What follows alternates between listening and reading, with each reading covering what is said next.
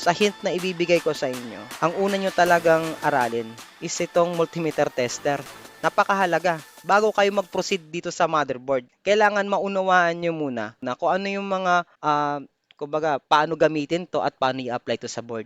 Kasi kung titingin lang kayo dito sa may unit at ito kaagad ang titingnan yung umpisa, talagang mahihirapan kayo kasi alam mo bakit? Hindi nyo matetest at hindi nyo mako-confirm yung problem ng bawat components dito kung hindi kayo marunong gumamit ng multimeter tester. Napakasimple lang tong aralin. So, sasabihin ko lang sa inyo, ito yung hint kung bakit merong technician na magaling sa repair ng motherboard. So, mayroon silang idea sa multimeter tester. So, ito yung pinaka-basic na fundamental foundation sa pagre-repair.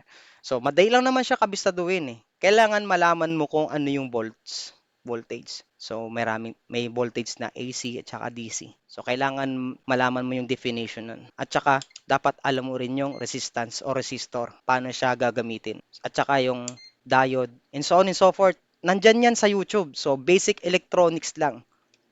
Alam mo, kung gusto mo talaga siyang matutunan to, kailangan mo siyang pukusan at saka intindihin. Kung meron kang video na napapanood, huwag mong i-leave hanggat hindi mo siya naintindihan. Kung English man yan at malalim man yan siya, hanapin mo sa Google. Kailangan mong namnamin. Kailangan mong intindihin bago ka mag-shift ng ibang subject ulit. So, kung voltage ang inaral mo, intindihin mo siya. So, sa totoo lang, hindi mo kailangan na maging matalino. Kailangan mo lang dito matyaga ka lang. Kasi minsan, sa pag-aaral, kaya nga mayroong 4 years sa high school, may 4 years din sa college. Kasi, sa totoo lang, bago nabuo yung 4 years na yan, which is inaral talaga yan, kung ano yung capability ng isang tao na para at least magkaroon siya ng, kumbaga, mamulat siya sa kaisipan niya.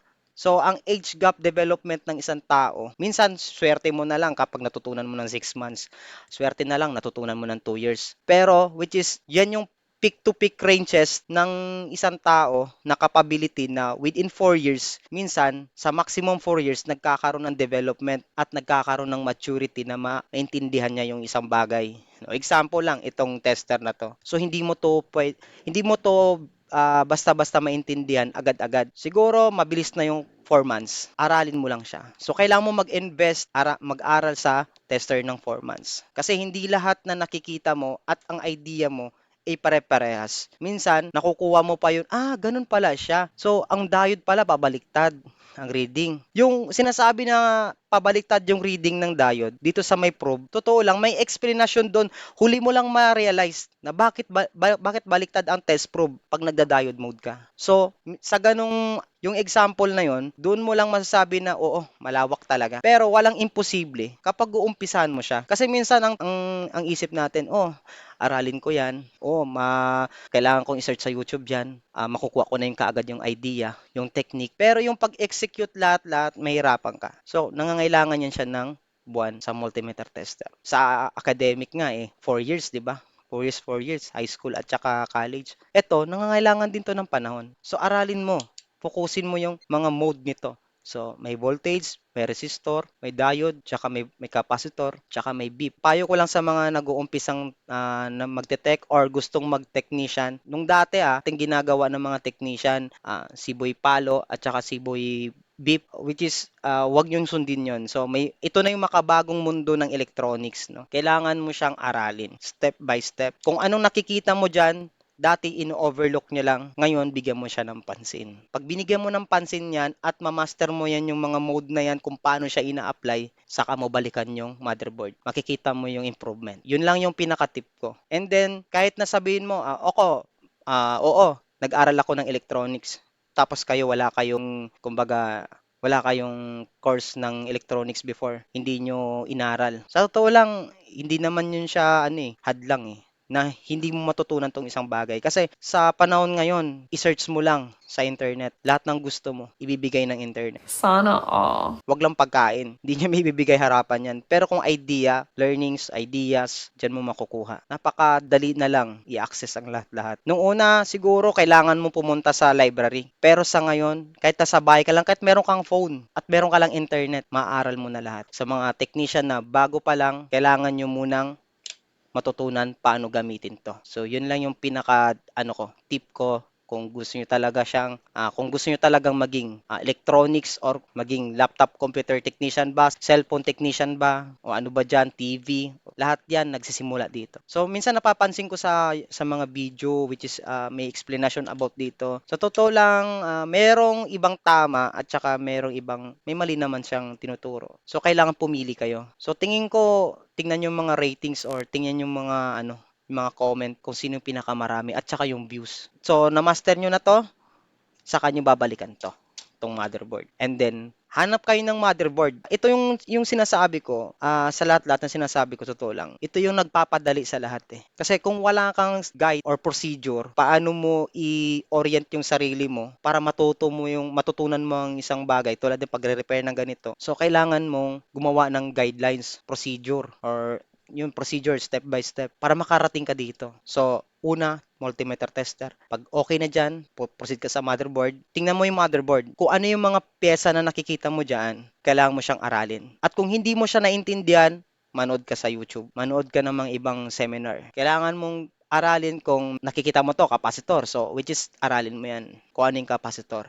Ano ang function ng capacitor? So, kailangan mong aralin. Paano siya itetest gamit tong multimeter tester? Yun yon. And then yung coil, inductor, lahat-lahat, MOSFET, transistor, resistor, aralin mo siya. Step by step. Huwag kang lilihis or huwag kang lalampas hanggat hindi mo siya naiintindihan. Ganun lang siya kasimple. And then kapag meron ka ng idea sa mga peripheral mga components na yan, saka mo aralin yung circuit. So lahat ito nade-develop sa design. So may mga design sila. Kapag sinasabi nilang power supply or buck converter, may sariling design yan.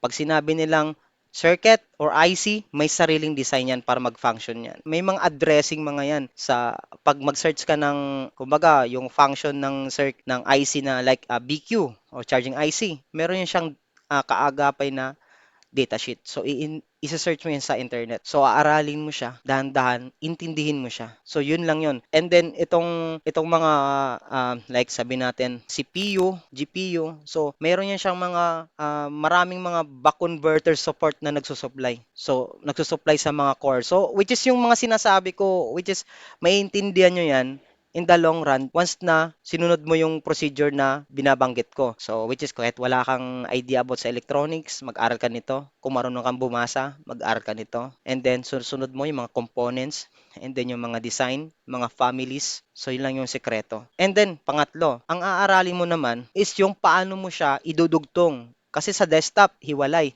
Dito, buo. So dito naman, kung paano sila nagdudugtong. So gamit sa board view at saka schematic, madudugtong mo na siya. So aaralin mo na naman yung schematic at saka board view, di ba? And then bago mo siya maaaral yung schematic at saka board view, dapat may idea ka about sa function ng electricity nito. So which is yun yung pinaka first page. May tinatawag silang kumbaga yung voltage flow, kung ano yung nakikita mo, sino ba yung suspend, sino ba yung always, at mga state ng power sequence nito. Kailangan mo siyang unang intindihin bago ka mag-proceed sa schematic or board view. Kasi hindi mo makikita kung saan ka magi-start. And then kapag expert ka na, so yung napapanood mo, so to lang, mumulatin ko lang kayo minsan napapanood natin more in voltage at saka data clock reset, lahat-lahat. Nakikita mo na kung expert mode ka na, nakikita mo at naintindihan mo na merong rule yung motherboard na ganong klaseng function. Sa tingin ko, ito na yung panahon para i-considera nyo naman. So may 4 na rule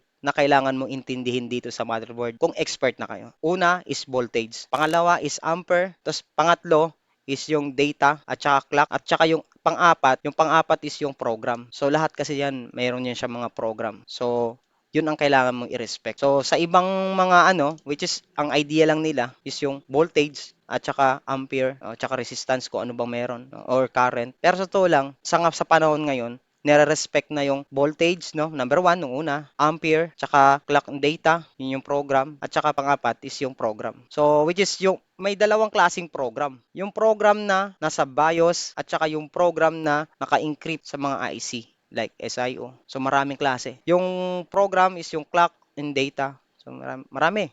Tsaka hertz, nare-require din yun. So respect na lang din doon. Kung bakit binabanggit yan doon sa schematic, which is kailangan mo siyang i-acknowledge, na kailangan mo siyang intindihin. So may mga ganun. So respect na lang din sa schematic o sa engineer na gumagawa kasi hindi naman nila i-input yan doon kung walang kwenta yon. Pagkatapos mo na naman nito na naintindihan, habang ginagawa mo yung proseso na yon, I think siguro magkakaroon kayo ng additional idea about naman dun sa kumbaga attitude niya. Pag nagbo-blue screen o error, mga error code, halos lahat makikita mo. Kasabay yun sa pag-aaral mo. Pero ang pinaka-importante talaga sa lahat, kung expert ka na at gusto mo pang maging medyo okay-okay na, kailangan mong humawak na maraming laptop. Kailangan mong mag-repair kasi doon ka matututo. I-analyze mo yung mga ugali at saka yung common at saka yung mga fault ng mga laptop. May sinasabing pag SSD not detected, so ano ba yung action taken mo? May ginawa ka ba before? Anong in-apply mo? Nag-BIOS ka, nag-SIO ka, nag-okay na, which is yun, treasure yun. So i-keep nyo yun. And then kung gusto nyo pang